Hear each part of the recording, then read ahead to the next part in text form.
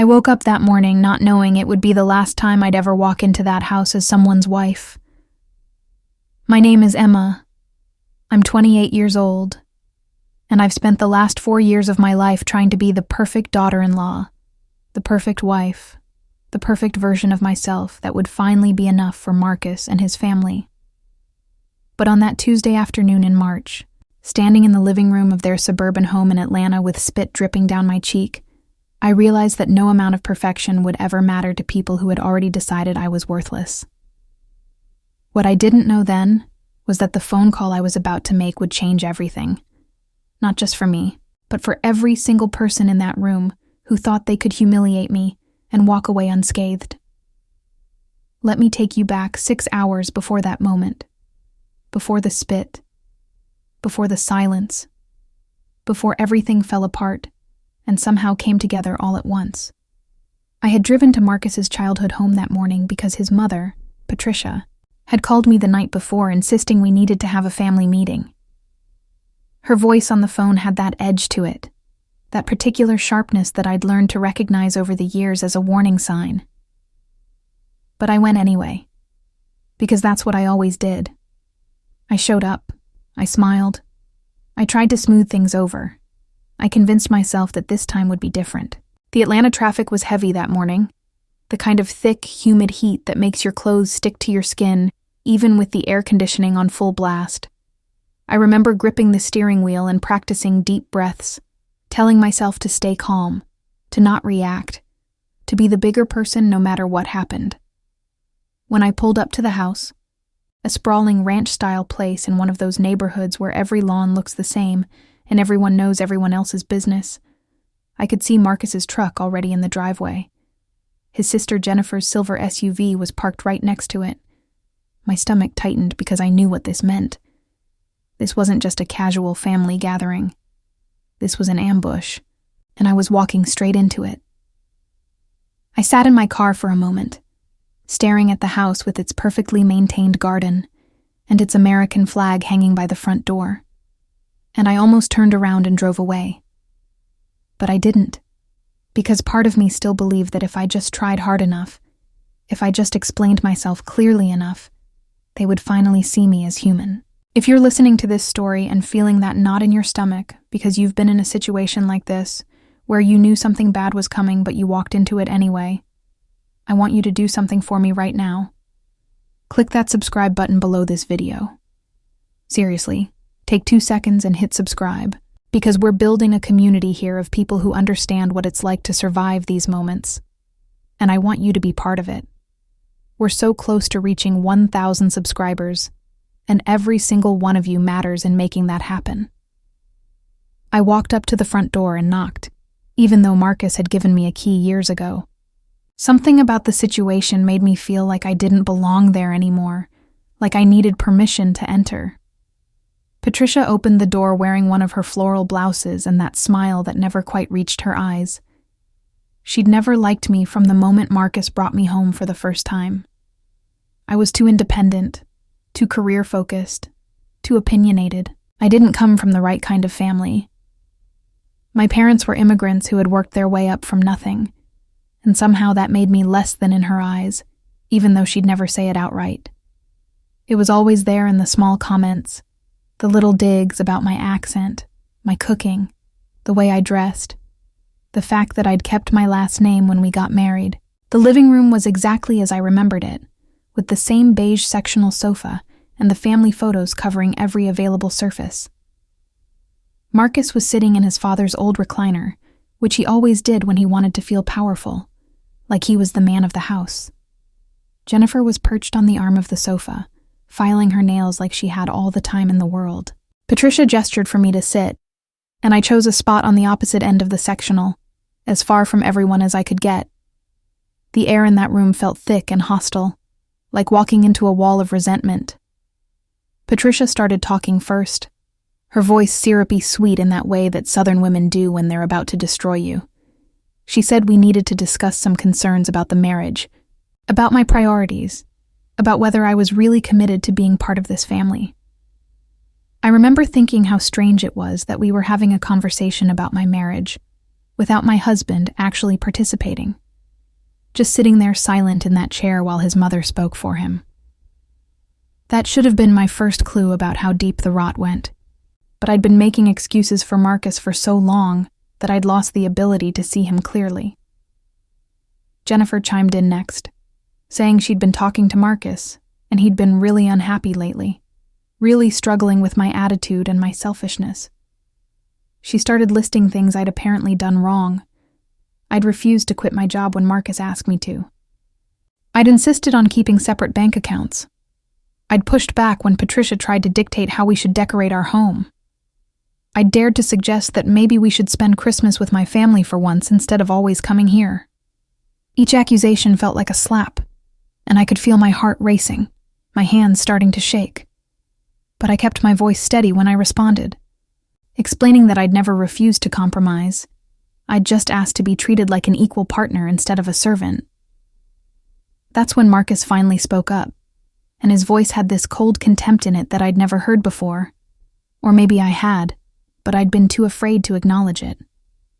He said I was delusional if I thought I brought anything equal to this marriage. He said his family had been right about me from the beginning, that I was selfish and ungrateful, and that he'd wasted 4 years of his life trying to fix me. I remember the room starting to spin a little, the way it does when your body realizes something your mind hasn't quite accepted yet. This wasn't a conversation or even an argument. This was a public execution, and I was the only one who hadn't known it was scheduled. I tried to defend myself, tried to explain that a marriage was supposed to be a partnership, that I'd given up so much already, that I'd bent over backwards trying to make everyone happy. My voice was shaking now, and I hated myself for showing weakness in front of them, but I couldn't help it. I talked about all the times I'd bitten my tongue when Patricia criticized me, all the family events I'd attended even when I was exhausted from working double shifts, all the ways I'd tried to be enough for a man who apparently saw me as a project to be fixed rather than a person to be loved. And you know what? If you're sitting there right now feeling angry on my behalf, feeling that fire in your chest because you know exactly what it's like to be torn down by the people who are supposed to love you, then go ahead and hit that subscribe button. We're building something here, a space where these stories matter, where your experience matters. Help us get to 1,000 subscribers by clicking that red button right now. Your support means everything. Marcus stood up from that chair, and I remember noticing how much taller he seemed when he was looking down at me like that, when he had his mother and sister as backup. He started yelling then, really yelling, about how I was an embarrassment to him, how I'd never respected his family, how I thought I was better than everyone else because I had a college degree and a career. He said I was cold and difficult and impossible to please. He said his mother had warned him about women like me, women who pretend to be sweet until they trap you in marriage and then show their true colors. I stood up too, because I wasn't going to let him tower over me like that, wasn't going to give him that power. I told him that if he was so unhappy, maybe we should talk about separation. The word hung in the air like a bomb, and I could see Patricia's face go red, could see Jennifer's eyes widen. But Marcus just laughed, this awful, bitter sound that made my skin crawl. He said I'd never survive on my own, that I needed him more than he needed me, that I was nothing without the stability his family provided. That's when I made my biggest mistake. Or maybe it was the smartest thing I ever did, depending on how you look at it. I told them all exactly what I thought. I told Patricia that she was a controlling, manipulative woman who had raised a son with no spine, who couldn't make a decision without checking with Mommy first. I told Jennifer that she was a bitter, jealous person who'd spent her whole life living in her brother's shadow and taking her insecurities out on other women. And I told Marcus that he was a coward who'd never loved me, who'd just wanted someone to play house with while his mother pulled the strings. The silence that followed was deafening. I could hear the clock ticking on the wall, could hear someone's phone buzzing in another room, could hear my own heartbeat pounding in my ears. Marcus's face had gone completely white, then red, then almost purple. I'd never seen anyone look so angry, so consumed by rage that they seemed to stop being human for a moment. He took 2 steps toward me, and I actually backed up, suddenly very aware that I was alone in a room with 3 people who clearly despised me. What happened next? I've replayed in my mind 1,000 times, trying to make sense of it, trying to understand how 4 years of marriage could lead to that single moment.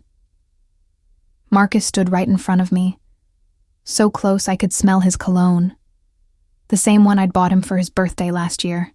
He looked me dead in the eyes, and then he gathered spit in his mouth and launched it directly onto my face. I felt it hit my cheek, warm and disgusting, and for a second I couldn't process what had just happened.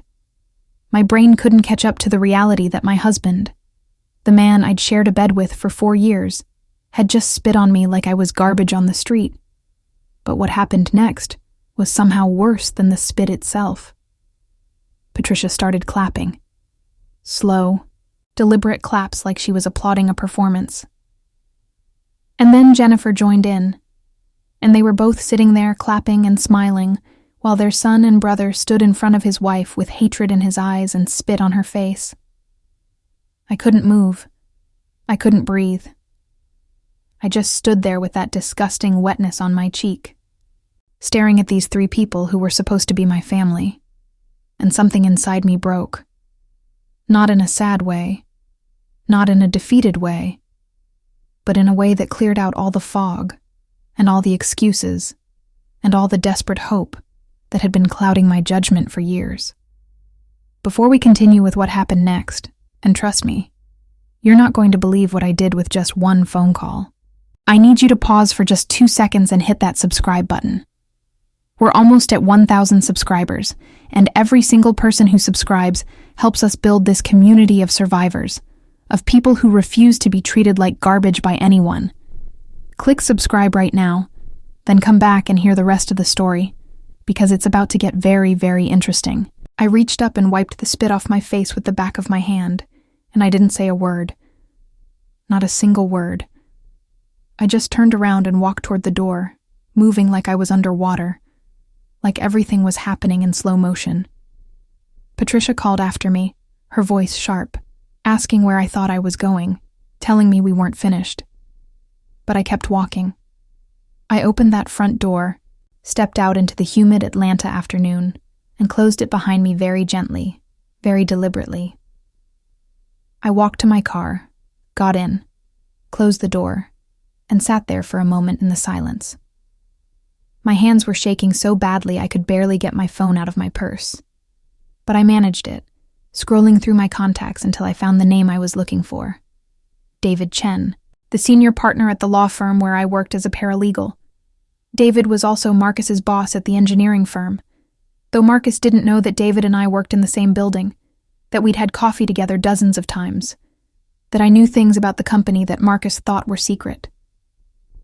I hit call and waited, watching the front door of the house, wondering if any of them would come after me. David picked up on the second ring, his voice warm and concerned when I said hello. I told him I needed to tell him something important, something about Marcus and the projects he'd been working on. You see, Marcus had been stealing from his company for the past 6 months, skimming money off budgets and falsifying reports to cover his tracks. I'd found the evidence completely by accident 3 months ago when I'd used his laptop and stumbled across files he'd forgotten to password protect. I'd been so shocked, so horrified, and when I'd confronted him about it, he'd convinced me that it was complicated, that I didn't understand business, that everyone did things like this, and it wasn't really stealing. He'd made me promise not to tell anyone, said it would destroy his career and our life together if anyone found out. And like an idiot, I'd kept that promise because I'd still believed in him, still thought we could work through anything. But sitting in that car with spit still damp on my sleeve, I realized I didn't owe him anything anymore. I didn't owe any of them anything. So I told David everything. I told him about the falsified reports, the diverted funds, the emails Marcus had sent to contractors asking them to inflate invoices so he could pocket the difference. I told him I had copies of everything on a thumb drive at home, and I could have it to him within the hour. The silence on the other end of the phone lasted maybe 5 seconds, but it felt like forever. Then David's voice came back, hard and professional, all the warmth gone. He thanked me for my integrity in coming forward, said he'd be making some calls immediately, and asked if I was safe. That last question made me want to cry, because it was the first time in that entire horrible day that anyone had asked if I was okay. I told him I was fine, that I was leaving, and he said he'd be in touch. The call lasted maybe 3 minutes total, but in those 3 minutes, I'd just ended Marcus's career, his reputation, and quite possibly kept him out of prison, only because David was a merciful man who might give him a chance to resign quietly instead of pressing charges. I was still sitting in my car when the front door of the house burst open, and Marcus came running out, phone pressed to his ear, face even more purple than before. I could see Patricia and Jennifer crowding in the doorway behind him, trying to hear what was happening. I started my engine and put the car in reverse, but I rolled down my window just enough to hear Marcus screaming into his phone, his voice cracking with panic. I couldn't make out all the words, but I heard enough to know that David had moved fast, that Marcus was already getting calls about an emergency meeting, that everything was crumbling around him in real time. As I backed out of the driveway, I saw Marcus turn and look at me, and the expression on his face was something I'll never forget. It was shock and rage and fear all mixed together. The realization that the woman he'd just spit on had just destroyed his entire life with a single phone call. I didn't smile or wave or gloat. I just looked at him for one long moment, then turned my eyes back to the road and drove away. Now, I know some of you are listening to this and thinking about times when you wanted to stand up for yourself, but didn't know how. Times when you let people treat you badly, because you were afraid of the consequences. If that's you, if you're feeling empowered by this story, then show your support by subscribing to this channel. Hit that button and help us reach 1,000 subscribers. Be part of a community that believes in standing up and fighting back when people try to tear you down. The drive home felt surreal, like I was watching myself from outside my body. I kept expecting to feel guilty, or scared, or regretful. But all I felt was this incredible lightness, like I'd been carrying a weight for so long that I'd forgotten what it felt like to stand up straight. My phone started ringing when I was about 10 minutes from home, Marcus's name flashing on the screen. I declined the call. He called again, declined. Again, declined. He called 17 times in the span of 30 minutes, and I declined every single one. When I got home to our apartment, the place I'd spent 4 years trying to make into a home, even though Marcus had never let me hang a single picture without his mother's approval, I walked straight to the bedroom and pulled out the suitcase from the top shelf of the closet. I started packing, moving mechanically, grabbing clothes and toiletries and important documents. I wasn't thinking about where I would go or what would happen next. I was just moving forward, one action at a time, putting distance between myself and the life I'd been living. My phone rang again, but this time it was Patricia's number. I almost didn't answer, but something made me pick up.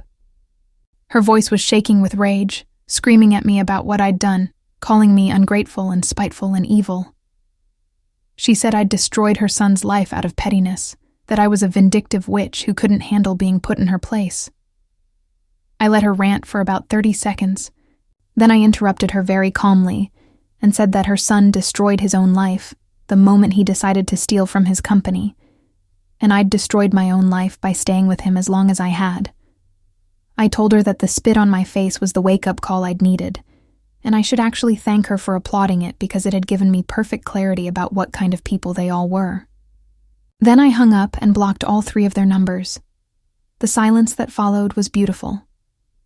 I finished packing, called my best friend Rachel, and asked if I could stay with her for a few weeks, and she said yes before I even finished the question. She lived across town in a little apartment in the Midtown area, and she'd been telling me for years that Marcus was no good for me. I'd defended him every time, made excuses, insisted that she just didn't understand our relationship. But she'd never said I told you so, not once, and I loved her for that. I loaded up my car with as much as I could fit. took one last look around the apartment, and left my keys on the kitchen counter. I didn't leave a note. I didn't owe Marcus or his family any explanations or goodbyes. I just walked out and didn't look back, and the Atlanta skyline in the evening light had never looked more beautiful, like the whole city was celebrating my freedom with me. The next few days were a blur of activity. I filed for divorce the very next morning, and my lawyer, a sharp woman named Michelle who Rachel had recommended, said it would be straightforward since we had no kids and no shared property.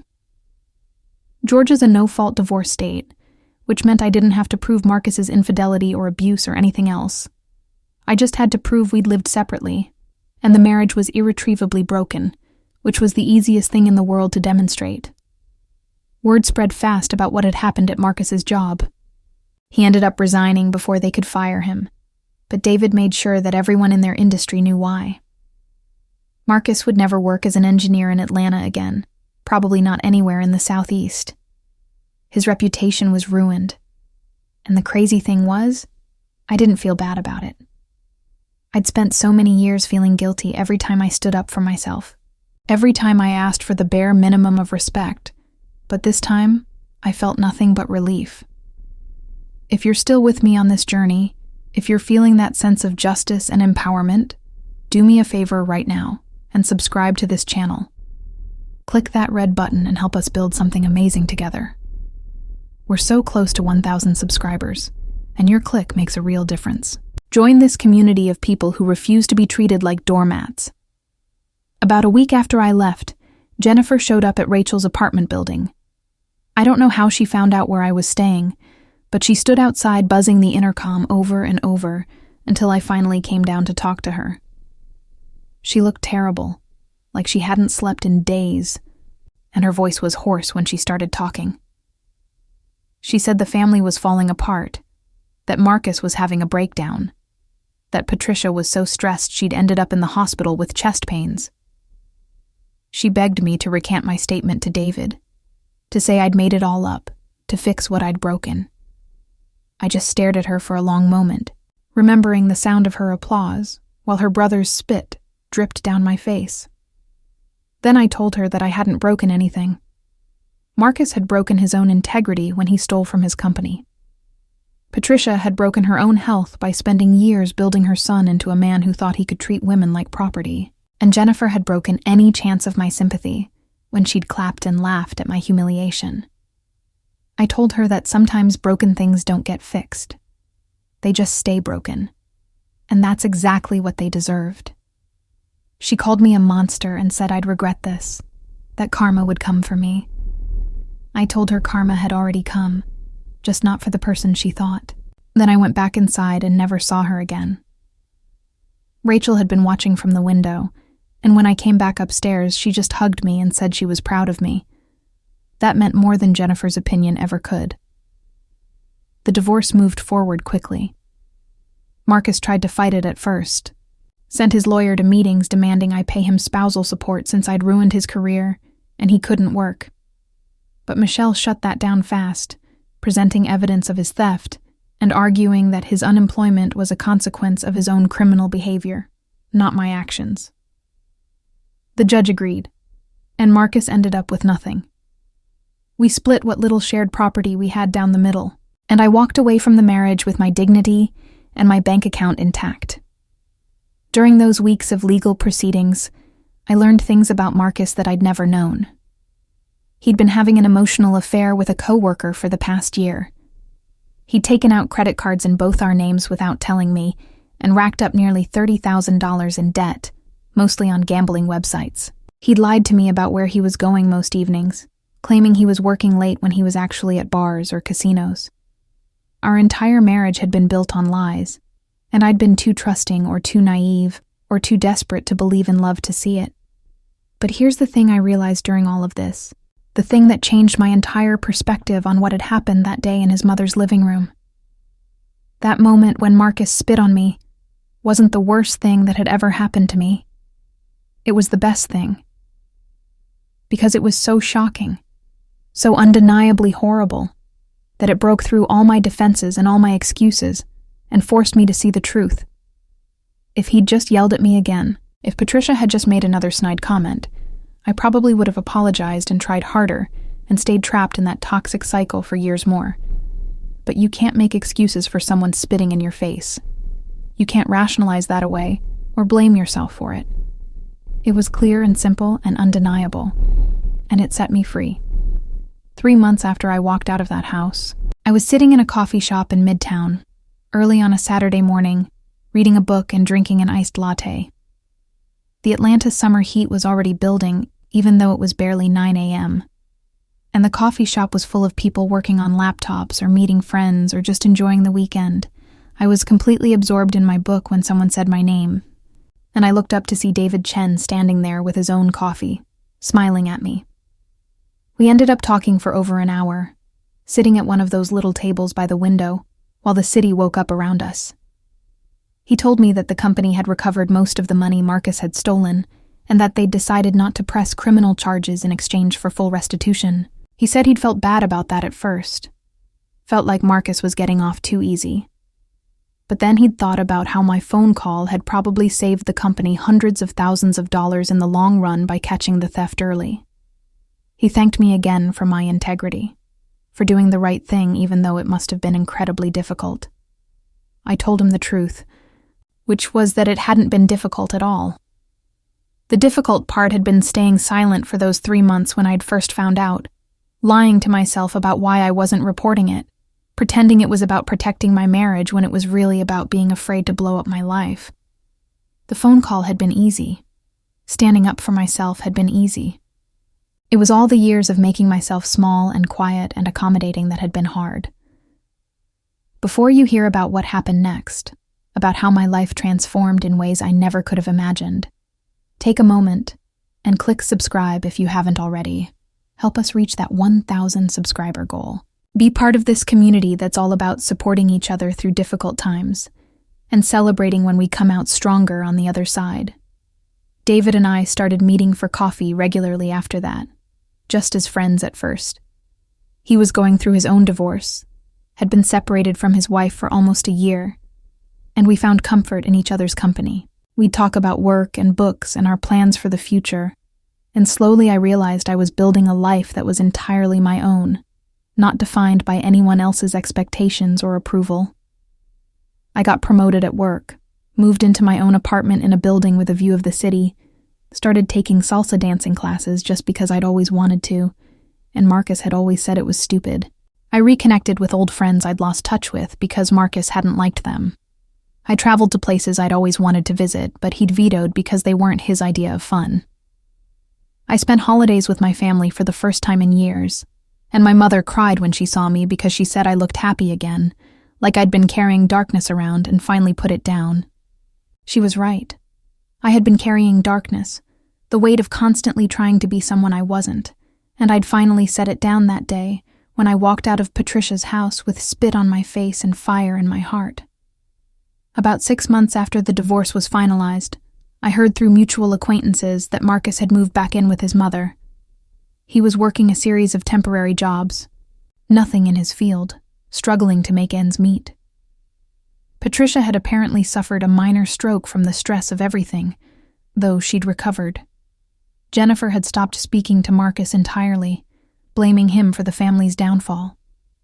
The empire they'd built their identity around, this perfect family image they'd worked so hard to maintain, had crumbled completely. I wish I could say I felt sorry for them, but I didn't. Not even a little bit. They'd made their choices, same as I'd made mine.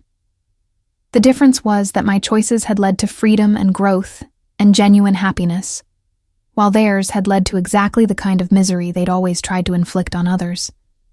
That's not karma being cruel. That's just consequences, plain and simple. A year after everything fell apart, David asked me out on a real date, not just coffee as friends.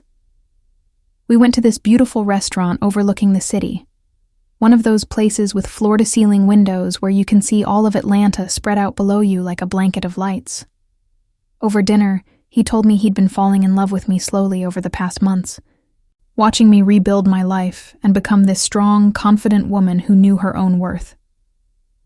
He said he understood if I wasn't ready, if I needed more time after everything I'd been through, and he'd wait as long as I needed. But I didn't need more time. I'd spent 4 years of my life waiting, hoping, trying to earn love from people who were never going to give it.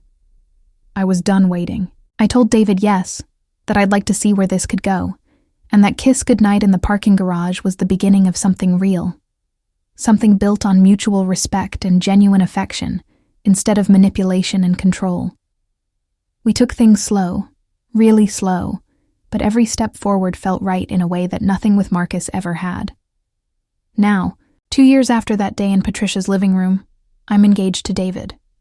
We're planning a small wedding, just close friends and family, nothing like the huge production Marcus's mother had insisted on the first time around. I'm working as a legal assistant now, back in school part-time getting my law degree because I finally have the space and support to chase my dreams. David encourages me, celebrates every milestone, treats me like an equal partner in every decision we make. His family welcomed me with open arms, no judgment, no criticism, just genuine warmth. I still think about that moment sometimes, standing in that living room with 3 people who were supposed to love me celebrating my humiliation. But I don't think about it with pain or shame anymore. I think about it with gratitude, because that was the moment I stopped being a victim and started being a survivor. That was the moment I learned that sometimes the worst things that happen to us are actually doorways to better lives, if we're brave enough to walk through them. If this story resonated with you, if you've ever had to make the choice to walk away from people who claim to love you, but really just wanted to control you, I want to hear from you in the comments. But first, if you haven't already subscribed, please do it now. Click that red button and help us reach our goal of 1,000 subscribers. Every subscription tells YouTube that these stories matter, that your stories matter, and it helps us grow this community of people supporting each other. Marcus tried to reach out to me once, about 18 months after the divorce. He sent a long email apologizing for everything, saying he'd been in therapy and realized how badly he'd treated me. He said he'd been dealing with a gambling addiction, and that stress from his mother and pressure to be perfect had driven him to make terrible choices. He asked if we could meet for coffee to talk, said he wanted closure. I read the email 3 times, trying to feel something, trying to find even a shred of the love I'd once felt for him. But there was nothing there, just emptiness where pain used to be. I never responded to that email. Some people deserve closure, and some people deserve silence. And Marcus had shown me through his actions which one he'd earned. I hope he's doing better now. I genuinely do. But his healing journey isn't my responsibility anymore. I spent too many years making his problems my problems, sacrificing my own well-being for his comfort. I was done with that. I had my own life to live, my own happiness to protect. The last I heard, Patricia had sold the house and moved into a retirement community. Jennifer had gotten married to someone I didn't know and moved to Florida. Marcus was still living in Atlanta somewhere, still working jobs that were beneath his education level, still paying off the debts he'd accumulated. Their family gatherings must be awkward now, or maybe they don't have them anymore. I wouldn't know. I removed myself completely from their orbit, and it was the healthiest decision I ever made. Here's what I want you to understand. If you're in a situation like I was, if you're reading this and seeing yourself in my story, you don't have to wait for someone to spit in your face to leave. You don't have to hit rock bottom before you decide you deserve better. The moment you realize you're not being treated with basic human dignity and respect, that's the moment you have permission to walk away. You don't owe anyone your suffering. You don't owe anyone your silence. You don't owe anyone continued chances to hurt you just because they're family, or because you've invested time in the relationship, or because leaving feels scary. Leaving is scary. I won't lie about that. The weeks after I left were some of the most terrifying of my life, full of uncertainty and doubt, and moments where I questioned whether I'd made the right choice. But you know what was scarier? The thought of spending the rest of my life in that house, in that family, with that man, slowly losing pieces of myself until there was nothing left. The thought of looking back at 70 years old and realizing I'd wasted my one precious life trying to win the approval of people who were never going to give it. That was scarier than any uncertainty, any financial struggle, any social judgment. And here's the beautiful thing about walking away from toxicity.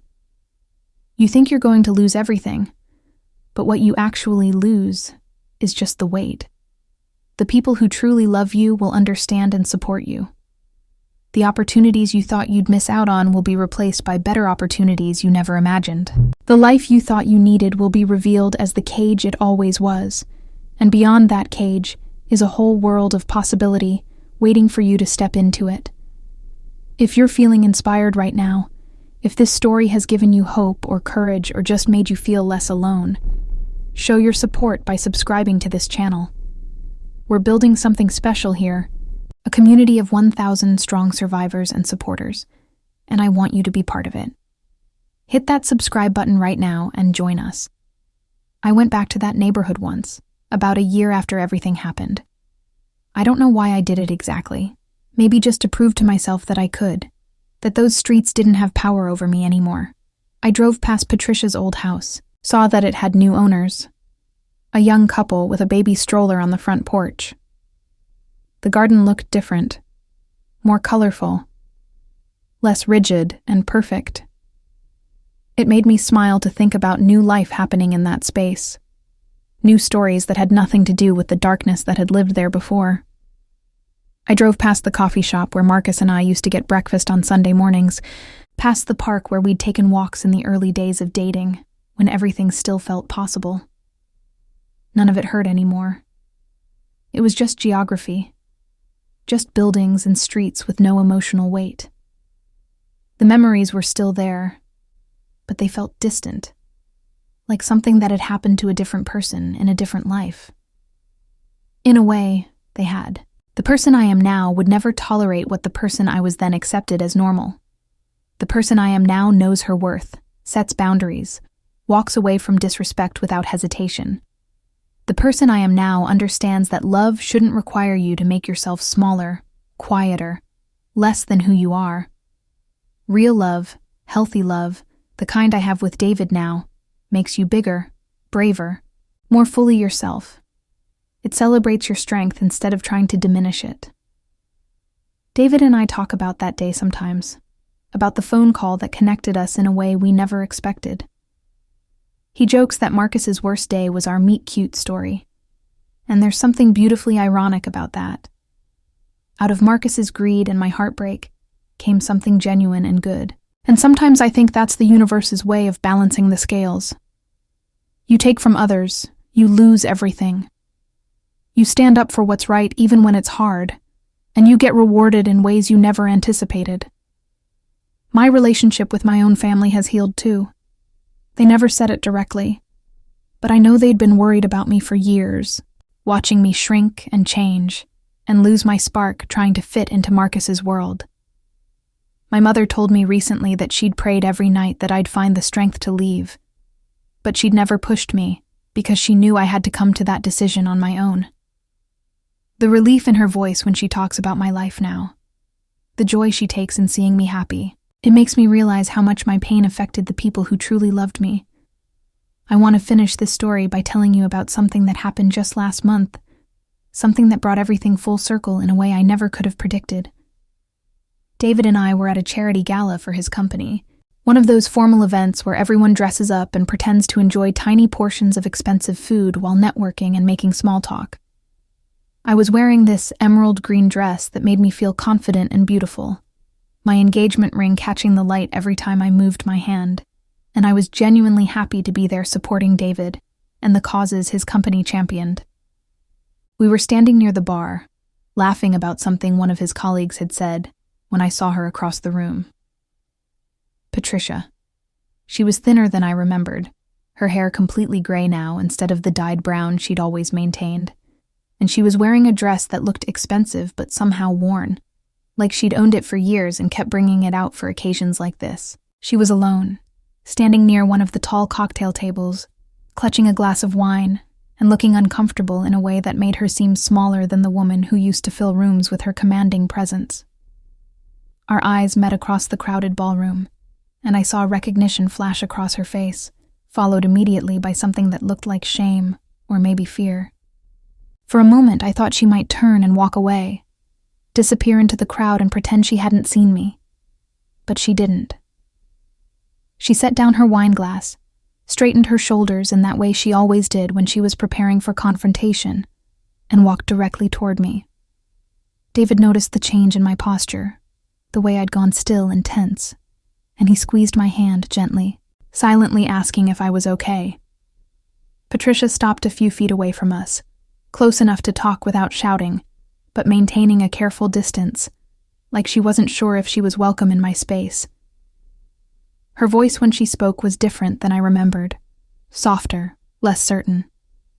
She said my name, just my first name, and then she said she was sorry. Not sorry for disturbing me at the gala, not sorry for the inconvenience of this encounter, but sorry for everything. Sorry for the way she'd treated me during my marriage to her son. Sorry for the terrible things she'd said and done. Sorry for applauding when Marcus spit in my face. The people around us had started to notice the tension, conversations quieting as they sensed drama unfolding. I could feel their eyes on us, their curiosity about this interaction between two women who clearly had history. David stood close to me, his presence solid and supportive. But he didn't interfere, didn't try to speak for me or protect me from this conversation. He trusted me to handle it however I needed to, and that trust meant everything. I looked at Patricia for a long moment, really looked at her, and I could see that the past 2 years had not been kind. The lines around her eyes were deeper, the set of her mouth harder, like someone who'd spent too much time tasting bitterness. She looked like a woman who'd lost things she'd thought she could never lose, who'd learned lessons she'd never wanted to learn. Part of me, the part that still remembered being that young woman desperate for this woman's approval, wanted to feel sympathy. But mostly I just felt tired, like this confrontation was the final piece of a puzzle I'd already finished and put away. Before I tell you what I said to her, I want to ask you something. If you've made it this far in this story, if you've stayed with me through all of these twists and turns and difficult moments, then you're exactly the kind of person this channel is for. You understand that real life is complicated, that healing isn't linear, that standing up for yourself is both the hardest and most important thing you can do. Subscribe right now if you haven't already. Click that button and help us reach 1,000 subscribers. Be part of this community that believes in growth and change and refusing to accept less than we deserve. I told Patricia that I accepted her apology, not because I forgave her, but because I didn't want to carry the weight of her guilt along with everything else I'd already survived. I told her that what she did was unforgivable, that applauding while her son humiliated me was one of the cruelest things I'd ever experienced, but that I'd moved past it and built a beautiful life without any of them in it. I told her I hoped she'd learned something from watching her family fall apart, that maybe she'd treat the next woman in Marcus's life with more respect, but that ultimately her growth or lack of it wasn't my concern anymore. Her eyes filled with tears, and she nodded slowly, like she'd expected this response and accepted that it was what she deserved. She said Marcus was doing better now, that he was in therapy and working on himself, that he'd met someone new who seemed good for him. She said Jennifer had reconciled with him after the birth of her first child. That family ties had proven stronger than the anger and blame. She said she'd sold the house because it held too many bad memories, that she was living smaller now, simpler, trying to figure out who she was without the perfect family image she'd built her identity around. I listened to all of this with a strange sort of detachment, like she was telling me about strangers I'd read about in a book, rather than people who'd once been central to my life. I was glad Marcus was doing better, genuinely. I was glad they were healing as a family. But none of it touched me anymore. None of it had anything to do with the life I was living now. That chapter was closed. The book was on the shelf, and I'd moved on to a completely different story. Patricia asked if she could meet David, and I almost said no, almost told her she didn't have the right to be introduced to the man I was building a future with.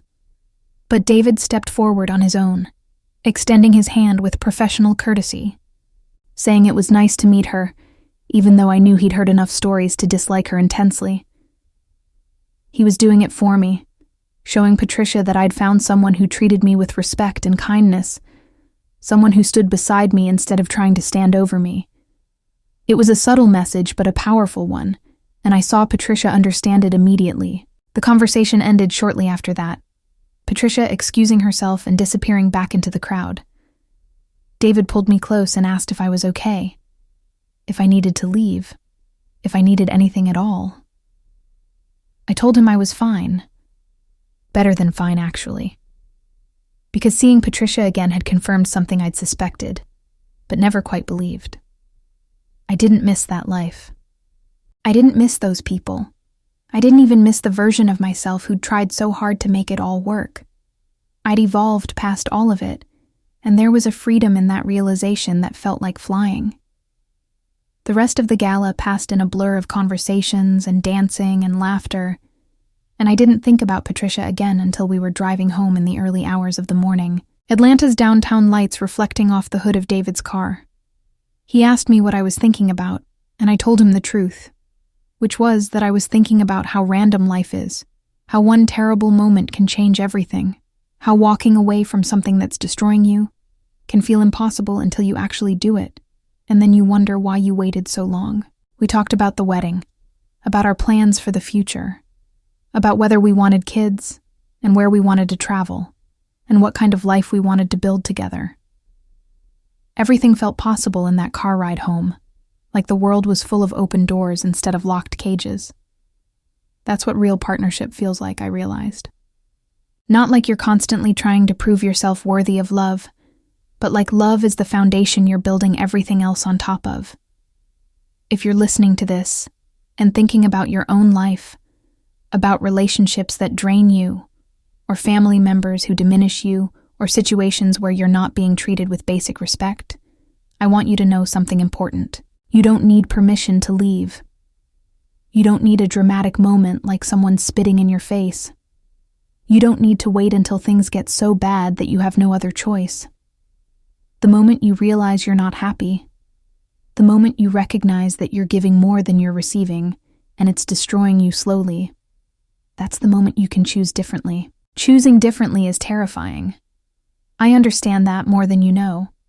The fear of the unknown, the fear of being alone, the fear of financial instability or social judgment, or proving everyone who doubted you right. Those fears are real and valid. But you know what's more terrifying? Waking up 10 years from now, 20 years from now, and realizing you've spent your entire life trying to win the approval of people who were never going to give it. Realizing you've sacrificed your dreams and your peace and your very self on the altar of other people's expectations. I'm not going to lie to you and say that leaving Marcus and his family was easy, or that my life immediately became perfect. Those first few months were hard. I cried a lot. I doubted myself constantly. I had moments where I almost picked up the phone and apologized, almost convinced myself that maybe I'd overreacted, maybe I should give him another chance. But I didn't. Because somewhere deep inside me, I knew that going back would be like choosing to drown when someone had just thrown me a lifeline. And slowly, day by day, week by week, things got better. I started sleeping through the night again without nightmares. I started making decisions based on what I wanted instead of what someone else would approve of. I started recognizing myself in the mirror again, seeing the woman I'd been before I'd tried to shrink myself down to fit into someone else's idea of who I should be. That woman had always been there, just waiting for permission to exist fully. And walking away from Marcus gave her that permission. The career success came next, almost like the universe was rewarding me for finally choosing myself. The promotion I'd been passed over for repeatedly suddenly became available, and this time there was no Marcus telling me I didn't need it. No Patricia suggesting it would be selfish to prioritize work over family. I applied, I interviewed, and I got it. The raise that came with it meant I could afford my own apartment, could stop relying on Rachel's generosity, could start building financial independence that no one could take away from me. Then came the friendships, real ones, with people who liked me for who I actually was instead of who I was trying to be. Rachel introduced me to her book club, and suddenly, I had Thursday nights filled with wine and laughter and discussions about literature that made me feel intellectually alive in a way I hadn't felt in years. One of the women in that book club, a lawyer named Sandra, became a mentor to me, encouraging me to go back to school, helping me study for the LSAT, believing in me when I still wasn't sure I believed in myself. Take a moment right now. If you're feeling inspired by this journey, if you're thinking about your own path to freedom and happiness, and subscribe to this channel. Help us build this community of people who refuse to settle for less than they deserve. We're so close to 1,000 subscribers, and every single one matters. Click that red button and join us in creating a space where these stories are told and heard and valued. The relationship with David developed naturally, without any of the red flags or warning signs I'd ignored with Marcus. He never tried to change me or control me or make me feel small. He celebrated my successes instead of feeling threatened by them. When I got into law school, he threw me a party and told everyone who would listen how proud he was of me. When I had doubts about whether I could handle school and work at the same time, he reminded me of everything I'd already survived and told me that if I could walk away from an abusive marriage with nothing but a suitcase and rebuild my entire life, I could absolutely handle a course load. That's the difference between someone who loves you and someone who wants to own you. Someone who loves you sees your potential and helps you reach it. Someone who wants to own you sees your potential and fears it, tries to cut you down to a manageable size so you'll never outgrow your need for them. Marcus had been trying to own me, and I'd been so desperate to be loved that I'd mistaken ownership for commitment. I started this channel about 6 months ago because I realized my story wasn't unique. I'd meet women everywhere, at the coffee shop, at the gym, at school, who would confide in me about their own situations.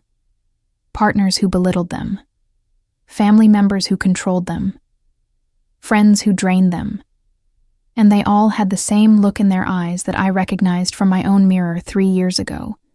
That desperate exhaustion of someone who's trying so hard to make something work that's fundamentally broken. I wanted to create a space where women like me, like you, could hear stories of survival and know that walking away is possible.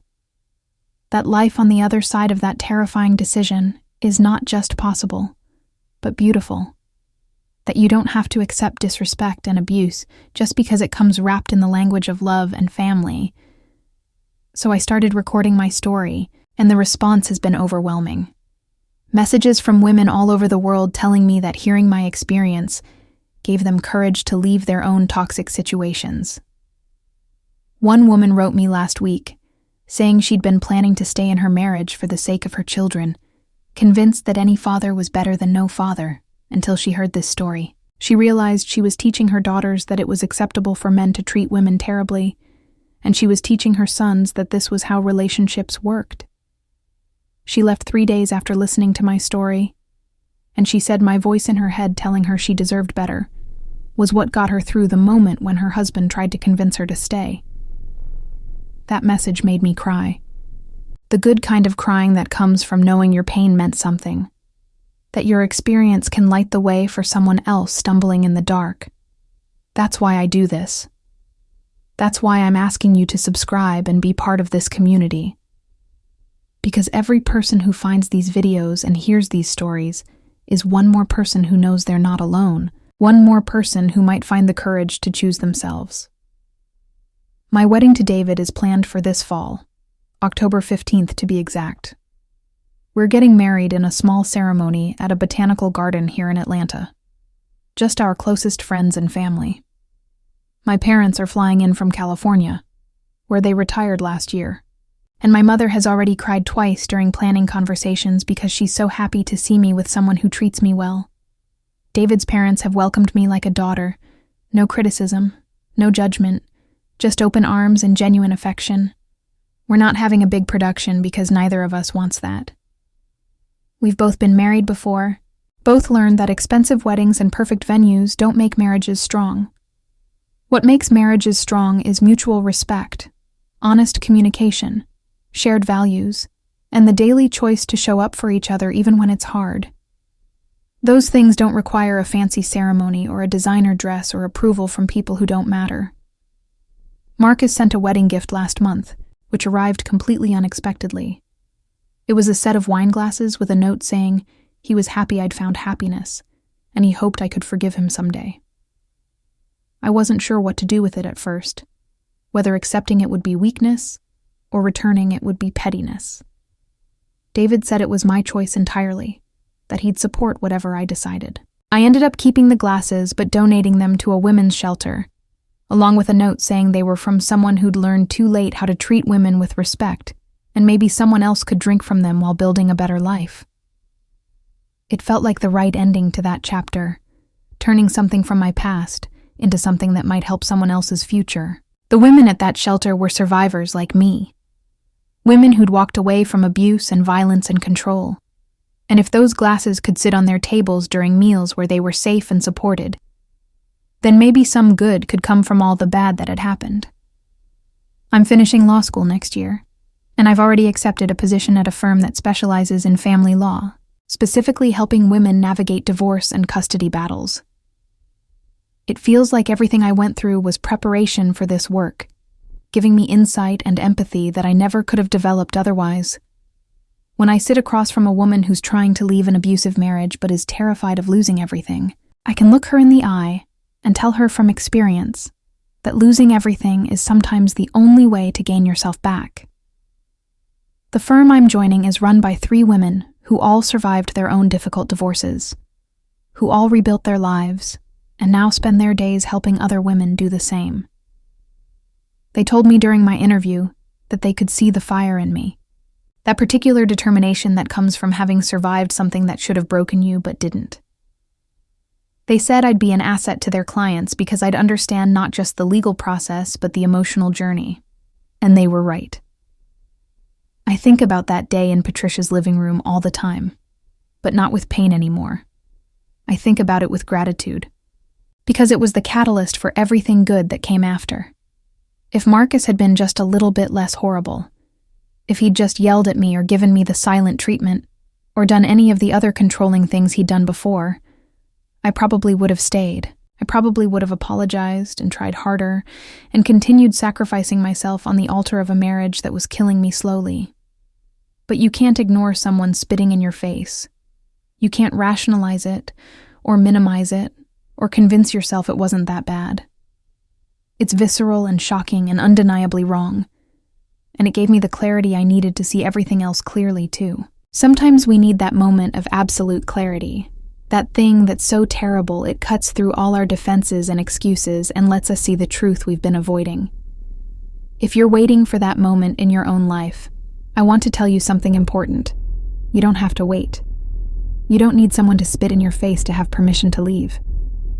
The emotional abuse, the controlling behavior, the constant criticism, the way they make you feel small and worthless, those things are enough.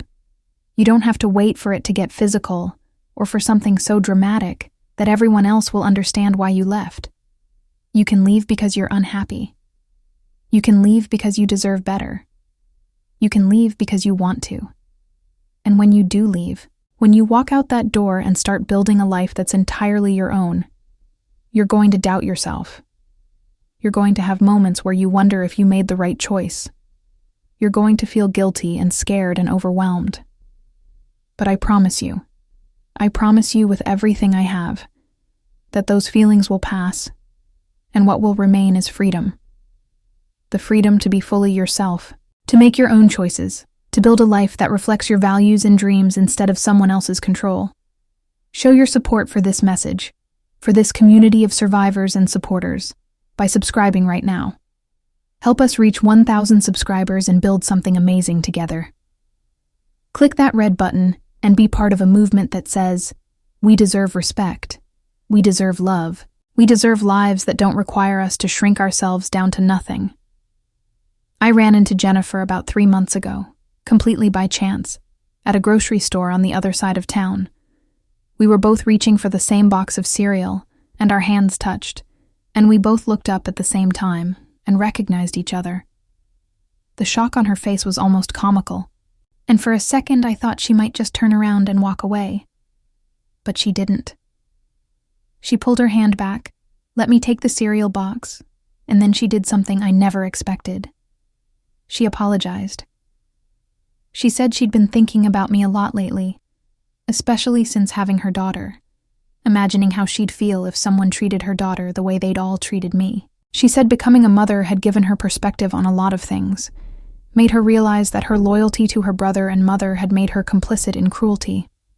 She said she was ashamed of the person she'd been that day, ashamed of applauding, ashamed of standing by while her brother abused me for years. I didn't know what to say at first, because her apology felt genuine in a way Patricia's hadn't. Jennifer looked different too, softer somehow, like motherhood had worn away some of her sharp edges.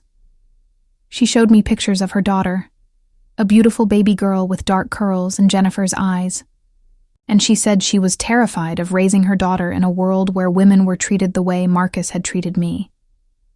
She said she wanted to do better, be better, raise her daughter to never accept that kind of treatment, and her sons, if she had them, to never dish it out.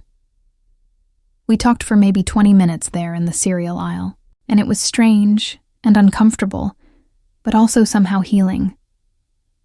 I told her I didn't forgive her, not completely, but I appreciated her apology, and I believed she meant it. I told her that the best thing she could do with her guilt was use it as fuel to be better, to raise her daughter with the self-respect and boundaries I'd had to learn the hard way. She agreed, said that was exactly what she planned to do, and then we said goodbye and went our separate ways. I haven't spoken to her since, and I probably never will again. But that encounter stayed with me. It reminded me that people can change, that sometimes cruelty comes from ignorance rather than malice, and that having your own children can shift your perspective in profound ways. It didn't erase what she'd done, didn't make the applause any less painful in my memory, but it added a layer of complexity to the story that felt important somehow. David and I talk about having children someday, after I finish school and get established in my career.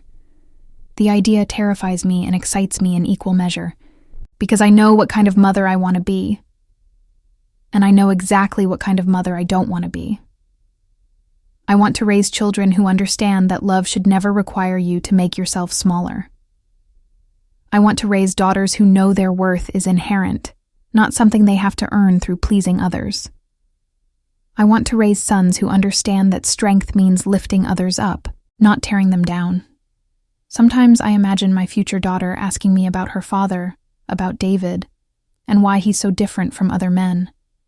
And I imagine telling her this story, age-appropriately, of course, helping her understand that I almost settled for terrible treatment because I didn't know I deserved better. I imagine using my past as a teaching moment, showing her that walking away from bad situations is possible and necessary and brave. I imagine raising her in a home where respect is the baseline, not the exception, where her voice matters and her boundaries are honored. That future feels real and possible in a way that nothing felt when I was with Marcus. Back then, every plan for the future was clouded with anxiety. Every decision filtered through whether it would upset Marcus or Patricia or Jennifer. Now, the future is this bright open space full of possibility, and David and I get to fill it however we choose. That's what freedom feels like, the ability to make choices based on what you want, rather than what you fear. The podcast I mentioned earlier, this channel where I share these stories, has grown beyond what I ever imagined. We're almost at 1,000 subscribers, just a few dozen away, and each new subscriber feels like a victory. It means one more person has found these stories. One more person knows they're not alone. One more person might find the courage to choose themselves. If you haven't subscribed yet, if you've been listening this whole time without clicking that button, now is the moment. Help us reach 1,000. Be part of this community. Click subscribe right now. I want to end this story by telling you what I wish someone had told me 6 years ago when I first started dating Marcus, when the red flags were there, but I was too inexperienced or too hopeful to see them. I wish someone had sat me down and explained that love shouldn't make you smaller, that a partner who truly cares about you will celebrate your successes, not feel threatened by them. That family, whether biological or chosen, should build you up, not tear you down. That you don't owe anyone continued access to your life just because you've given them access in the past. I wish someone had told me that walking away from toxicity isn't giving up, it's growing up. That choosing yourself isn't selfish, it's necessary. That being alone is better than being with someone who makes you feel alone even when you're together. That the fear of starting over is temporary, but the regret of staying in a bad situation lasts forever. That you don't have to wait for permission or validation or the perfect moment to leave. You just have to decide that you're worth more than what you're accepting. Most importantly, I wish someone had told me that my worth wasn't determined by whether Marcus and his family accepted me, that their rejection of me said everything about their limitations and nothing about my value, that people who need to diminish others to feel powerful are actually the weakest people in the room, that walking away from their approval was the first step toward finding my own. So I'm telling you now, whoever you are, wherever you are, whatever situation you're in, that made you listen to this entire story. You are worth more than whatever disrespect you're accepting. You deserve a life that doesn't require you to shrink or hide or apologize for existing fully. You have permission to walk away from anyone and anything that makes you feel less than. You don't need a dramatic moment to justify leaving. Your unhappiness is reason enough. And when you do leave, when you take that terrifying step into the unknown, I want you to remember this story. Remember that on the other side of that fear is freedom. On the other side of that pain is peace. On the other side of that ending is a beginning more beautiful than anything you could have imagined while you were still trapped in that situation.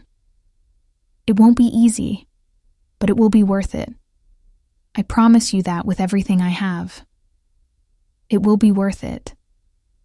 3 years ago, I stood in a living room with spit on my face, surrounded by people who claimed to love me but really just wanted to control me, and I made a choice. I chose myself. I walked out that door, made one phone call, and changed the trajectory of my entire life.